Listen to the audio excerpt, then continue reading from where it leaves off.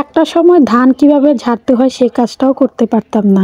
আস্তে আস্তে কিন্তু সব কাজে শিখে যাচ্ছি। এখন একা একাই ধান সিদ্ধ করতে পারি, ধান ঝাড়তে পারি, ধান শুকাইতেও পারি। নিজের ইচ্ছাকৃতভাবে কোনো কাজ চেষ্টা না করলে সেটা কখনো করা সম্ভব না। চেষ্টা করলে অসম্ভব কাজকেও সম্ভব করা যায়, এটাই তার বাস্তব প্রমাণ। সো হ্যালো এভরিওয়ান, আসসালামু আলাইকুম। আশা করি সবাই আল্লাহর রহমতে অনেক বেশি ভালো আছেন। এই যে দেখতে পাচ্ছেন দুপুরে ঠাড়া পোড়া রোদের মধ্যে ধান লাগতেছে। রোদের তাপমাত্রাটা কিন্তু মোটামুটি অনেকটাই আছে, সেটা রোদ দেখেই বোঝা যাচ্ছে।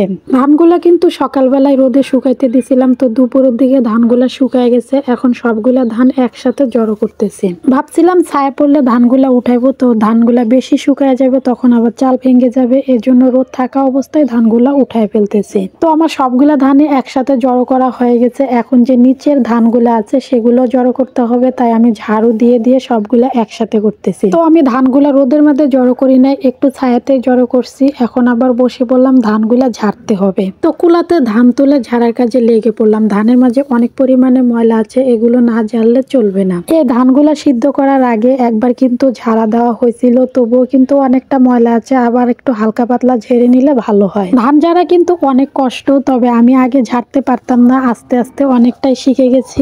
এই ধানের মাঝে ছোট ছোট অনেক ময়লা আছে, সেগুলো ফেলাইতে হবে। ছোট ছোট মাটির টুকরা আছে, সেগুলো বাছি বাছি ফেলাইতে হয়। এই ছোট ছোট মাটির টুকরা বাছতে হয় বলে ধান ঝাড়তে অনেক বেশি সময় লাগে। অন্যথায় কিন্তু এত বেশি সময় লাগতো না, অল্প সময় ঝাড়া হয়ে যেত। গ্রামের সব কাজের মধ্যে এই কাজটাই সবচেয়ে বেশি কঠিন, যে 6 মাস পর পর ধান আসে। ধান নেওয়াটা অনেক বেশি প্যারা, অনেক পরিশ্রম করতে হয়। যদি বলা হয় পরিশ্রমের কাজের মধ্যে কোনটা, তাহলে আমি মনে করব পরিশ্রমের কাজের মধ্যে এটাই হলো সবচেয়ে বেশি পরিশ্রম, ধান নেওয়াটা। তবে আমরা এসব কাজ করতে করতে একবারে অভ্যস্ত হয়ে গেছে, আমাদের কাছে এতটা প্যারা মনে হয় না, ভালোই লাগে করতে। 6 মাস পর যখন নতুন ধান বাড়িতে আসে সবার মুখে হাসি ফোটে, এজন্য অনেক বেশি ভালো লাগে। তো আমার 1 গামলা ধান ঝাড়া হয়ে গেছে, এখন এটা আমি বস্তাতে ঢুকায় নিতেছি। আমাদের কিন্তু খুব বেশি ধান করে নাই, অল্প পরিমাণের করছে। গ্রামে যখন ধানের কাটামারি চলে আসে তখন তো গ্রামের মেয়েদের চেহারা একেবারে বাজে হয়ে যায়। এরকম ধুলাবালির মধ্যে কাজ করলে চেহারা কিরকম থাকতে পারে আপনারাই বলেন। তো আমার সবগুলা ধানই ঝাড়া শেষ হয়ে গেছে।